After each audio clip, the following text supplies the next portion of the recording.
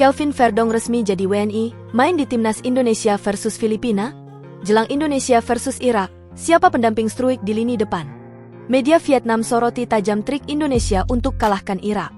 Ayo yang belum subscribe, subscribe dulu agar tidak ketinggalan berita selanjutnya dari channel kami. Kelvin Verdong resmi jadi WNI, main di Timnas Indonesia versus Filipina. Kelvin Verdong telah resmi berstatus warga negara Indonesia setelah melakukan pengambilan sumpah di Jakarta, Selasa 4 Juni malam. Pengambilan sumpah ini dilakukan di kantor wilayah, Kanwil, Kemenkumham DKI Jakarta. Dengan begitu saat ini peluang buat Verdong untuk bisa membela Timnas Indonesia melawan Filipina di kualifikasi Piala Dunia 2026, 11 Juni mendatang. Kabar selesainya proses sumpah Verdong jadi WNI disampaikan Ketua Umum PSSI, Erick Thohir di akun Instagram miliknya. Masih butuh satu langkah lagi, yaitu persetujuan FIFA untuk Kelvin bisa membela Timnas Indonesia.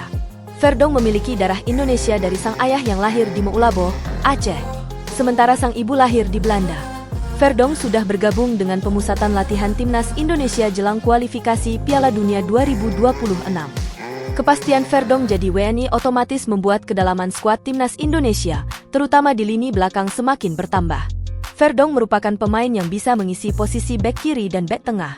Pemain berusia 27 tahun itu akan bersaing dengan Pratama Arhan, Nathan Choeaon, dan Shane Patinama untuk mengisi pos bek sayap kiri tim Garuda. Jelang Indonesia versus Irak, siapa pendamping Struijk di lini depan? Persaingan di lini depan Timnas Indonesia cukup memanas jelang lawan Irak pada lanjutan kualifikasi Piala Dunia 2026. Siapa yang akan dipilih Shin Tae-yong sebagai juru gedor? Duel Indonesia versus Irak pada matchday keempat grup F kualifikasi Piala Dunia 2026. Nama Rafael Struijk sulit dilepaskan dari barisan depan skuad Garuda era Shin Tae-yong. Pasalnya penyerang Ado Den Haag itu memang seringkali jadi pilihan utama di posisi ujung tombak. Dengan formasi 3-4-3, Struijk kemungkinan akan didampingi Marcelino Ferdinand dan Ragnar Oratmangoen.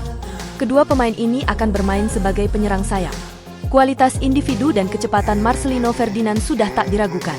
Begitu pula dengan Ragnar yang sukses mencuri perhatian ST pada laga Indonesia versus Vietnam.